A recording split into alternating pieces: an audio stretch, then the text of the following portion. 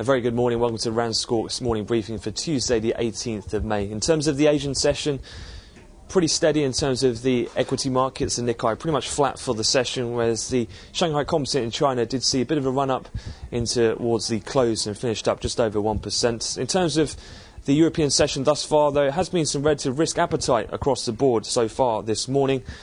We have seen both the dollar and yen weaken as the European markets got underway.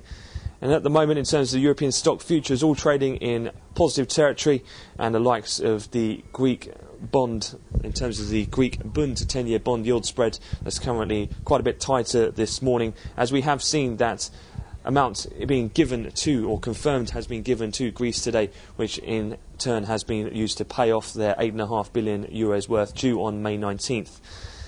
In terms of some of the economic data releases we have seen out of the UK, most notably was the CPI release, which came out a lot higher than expected on the year-on-year, 3.7% above the expected 3.5%.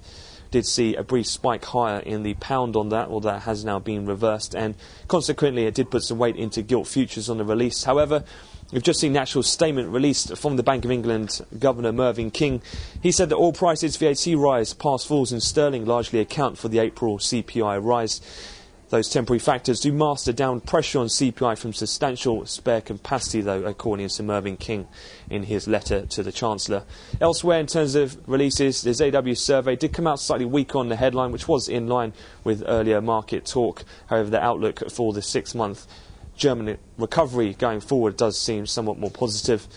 In terms of data releases to come, just taking a quick look at the calendar, we've got from the US PPI numbers, housing starts, building permits, and then the API all inventory numbers after market close today. And a couple of pre-market earnings of note, both Walmart and Home Depot expected, and after market we will also get the release out of Hewlett-Packard.